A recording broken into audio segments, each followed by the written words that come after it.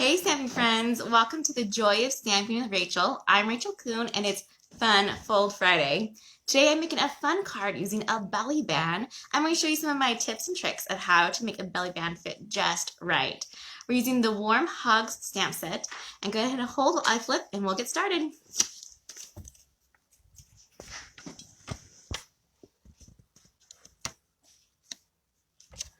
All right. So we have this great stamp set called Warm Hugs, and it has some awesome coordinating DSP that we're using today as well. Let's see if we can get that so we can see everything okay. We'll just scoot that up. There we go. Hey, thanks for commenting Kay's card. Glad you're here. Here's our card we're making, and it's super fun. Uses a great amount of DSP, so if you have a lot, you need to use up, and it has this really fun belly band that slides up and down on the card with ease.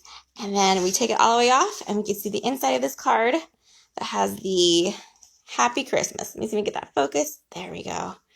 And a cute little hot cocoa cup in there. And don't you love how this DSP is also on the inside? So it's a very fun card. Let me go ahead and show you how we make it today. And some of these measurements are a little bit different.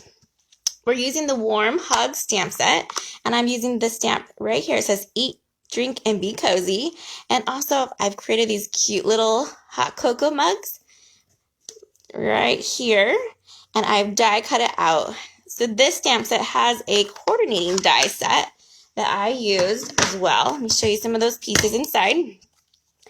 These are to wrap around hot cocoa cups, and then these are the cute little dies that we use for this one. And then these ones also cut out some of the shapes that are in the stamp set. Now you can tell some of these are a little bit tinted, and that's when I use a red base stamp.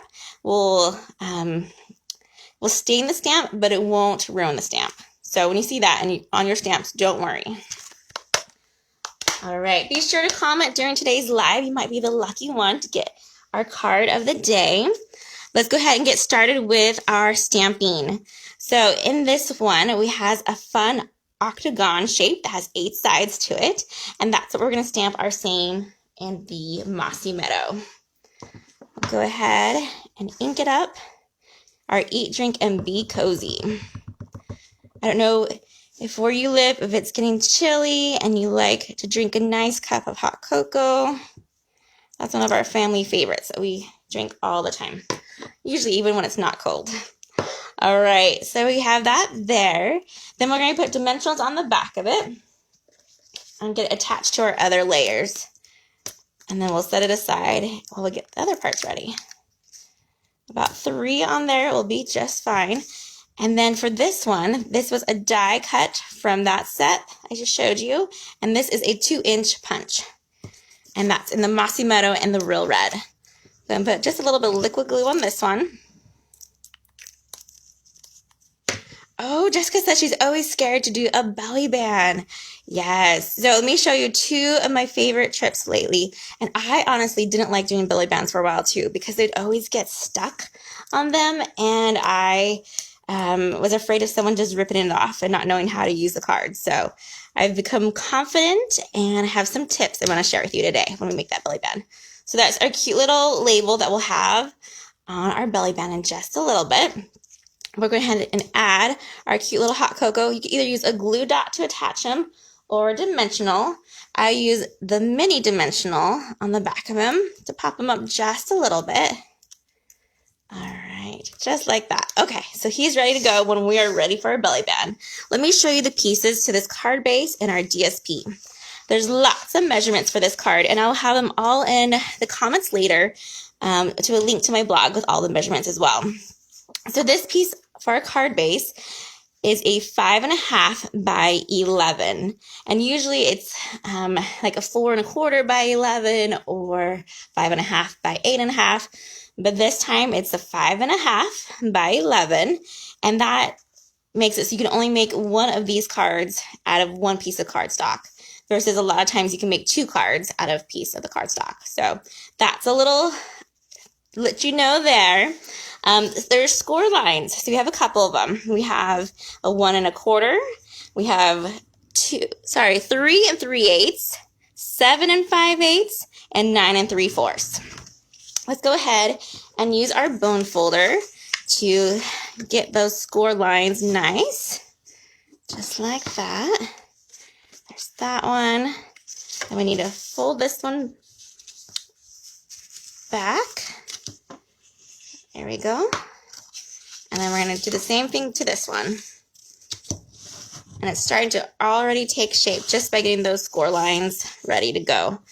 I do have our Whisper White piece for the inside, and that measures at 4 by 5 3/8. And that 5 3/8 is our magic number for this card, because it's usually I do 5 1/4, but we're getting that one a little bit closer. And let me get our saying for the inside here. Let's see. We need to get our Happy Christmas, which I found out is very much a British greeting, Christmas greeting. Instead of Merry Christmas, they a lot of times will say Happy Christmas. So we're just going to stamp that at the top here, right about there, and press down. And then we're also going to get our little steam item out, because hot cocoa, when it's really hot, has a little bit of steam coming out. And we'll mount that one there. You can use a little die cut that you have made already for the bottom to give you a reference of where you want to have it placed. Let's go ahead and get our steam. And you could either do that in the Memento ink for this or that same green. I'm going to go green because that seems fun to me. There we go. And then we'll just glue that down. Just put a little bit of liquid glue on that one. You could pop it up if you wanted to. All right. So there's our cute little hot cocoa inside.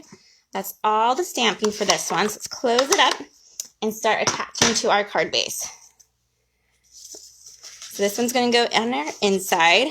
And another fun fact about me is I usually don't like using liquid glue on my Whisper White, because I feel like it makes it have funny lines that you can see through it. So a lot of times I will use my stamping seal for it, because then it has no lines. I know, kind of weird, but it just makes it look nicer. Okay, so we're going to lay this down and get it so it has a little bit of border around each of our edges and to our score lines. Perfect.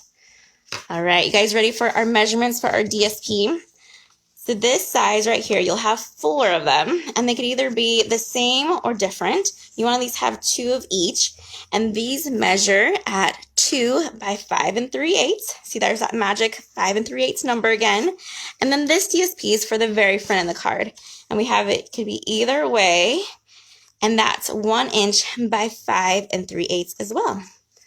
All right, this one I think we're going to go a little crazy with and change it up than our original, because that makes it fun, right?